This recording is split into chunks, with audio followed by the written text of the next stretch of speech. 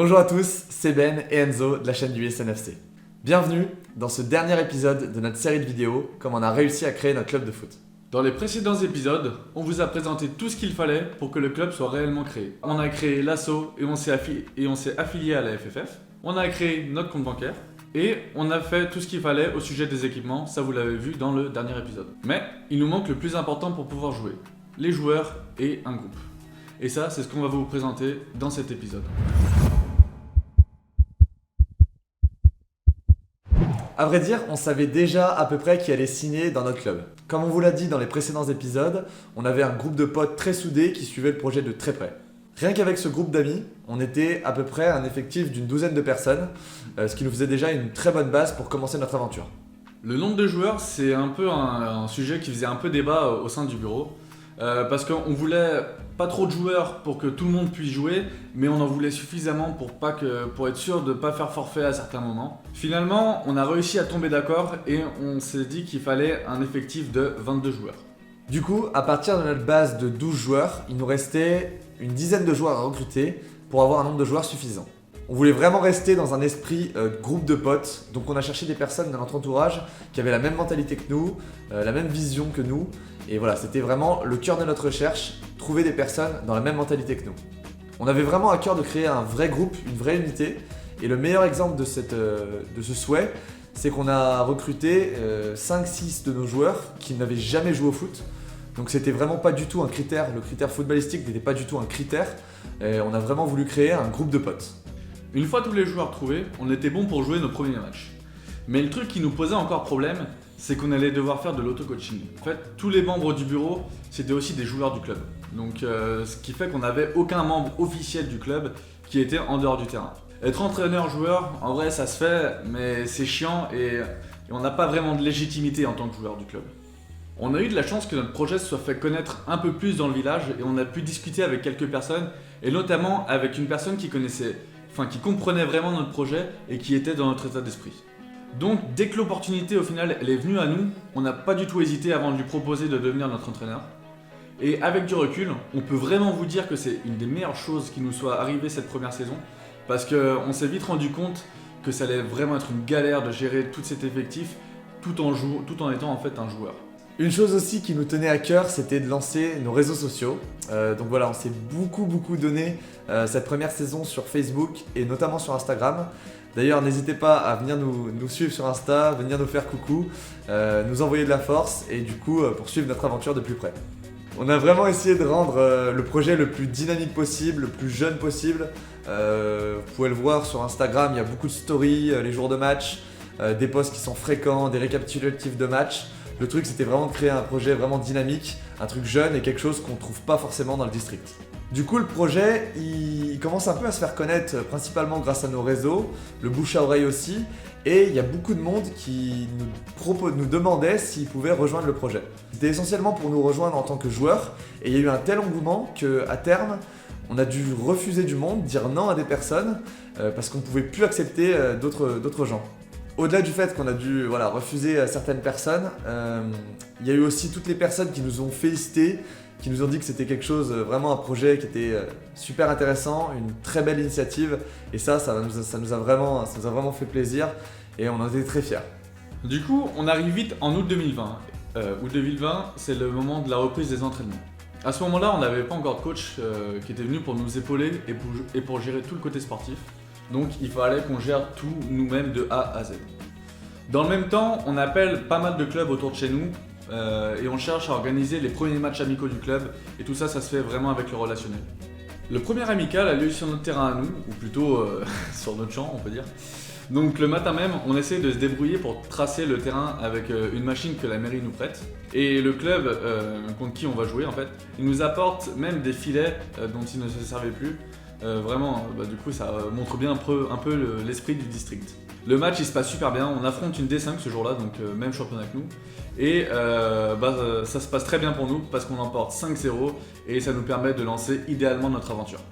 Le week-end suivant, on affronte une autre équipe dans le cadre d'un match amical et du coup une équipe qui vient elle de passer en D4, donc le niveau juste au-dessus. Et là il y a une petite anecdote sympa sur cette rencontre, c'est que du coup le match devait avoir lieu à 16h il me semble. Donc on arrive à 15h, début de l'échauffement, on se met en place, on change, 15h30, début de l'échauffement. Et là, il y a le mec qui gère l'équipe d'en face, qui rentre dans notre vestiaire, qui toque, il rentre dans le vestiaire. Et il nous dit, les gars, il y a eu un petit problème d'organisation, parce qu'il y avait beaucoup de matchs ce jour-là. Les gars, on va pas pouvoir jouer à 16h comme c'était prévu. Le match va être décalé d'une heure, on attaque à 17h. Donc là, le mec nous annonce que le match est décalé.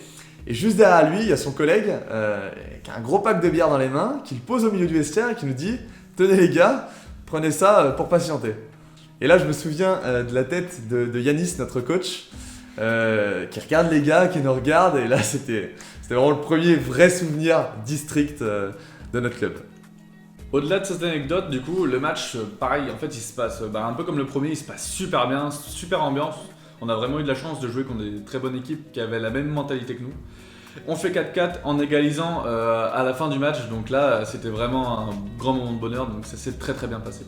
Le dernier de nos matchs amicaux, c'était contre une équipe de Détroit-du-Rhône. Donc on y allait un peu crescendo, au final, on jouait contre des équipes de plus en plus fortes.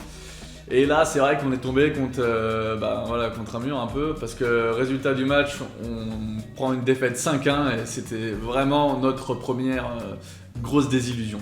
Il faut savoir que ce match, il arrive une semaine avant notre premier match officiel. Donc voilà, là c'était un peu la redescente sur terre.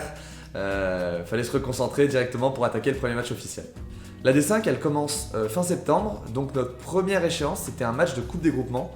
La Coupe des Groupements, c'est une petite coupe du district de l'Ain qui regroupe toutes les équipes de D4 et de D5. Malheureusement, du coup, à cause du Covid, le match de coupe avait été décalé et du coup, on a dû attendre une semaine de plus avant d'attaquer la compétition pour de vrai et notre premier match officiel.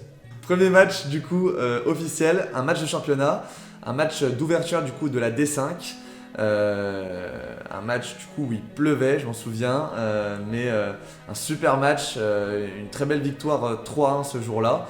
Et du coup face à un adversaire qui s'est avéré être un prétendant à la montée par la suite, donc on était très très contents. Du coup après on a enchaîné tous nos matchs de D5, on a enchaîné les matchs de D5 et on a réussi finalement à atteindre la deuxième place avant l'arrêt des compétitions à cause du Covid. Mais on avait un match de retard et du coup un meilleur rapport points par match joué, donc c'était finalement très bien. Finalement, après plusieurs mois d'attente, comme vous le savez, la FFF a annoncé en mars 2021 la fin des compétitions amateurs. Donc saison blanche pour nous. Je vous avoue qu'on était un peu deg. Retour en D5 et l'année prochaine, rebelote, on va tout recommencer depuis le début.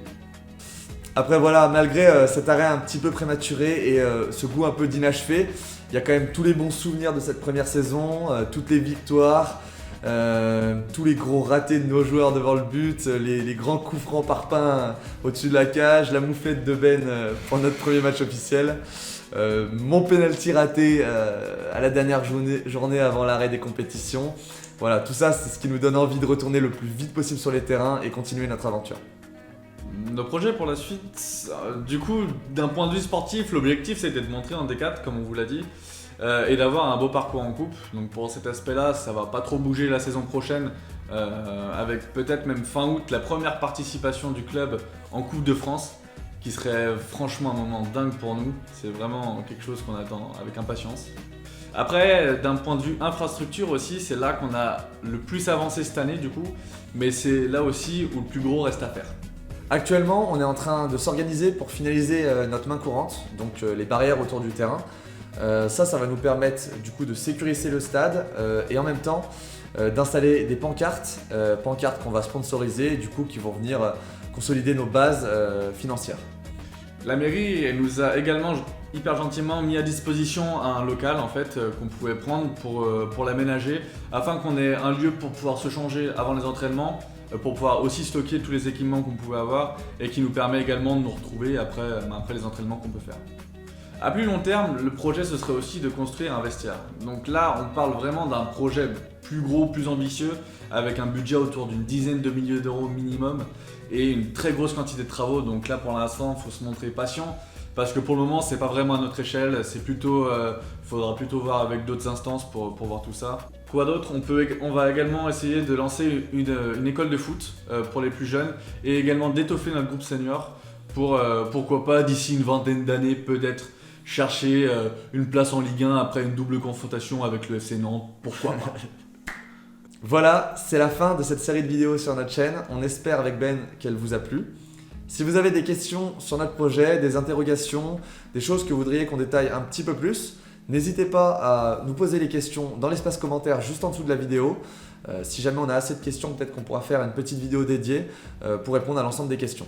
Dans tous les cas, vous avez dans la description de la vidéo tous nos liens pour nous suivre sur les réseaux, pour nous contacter directement.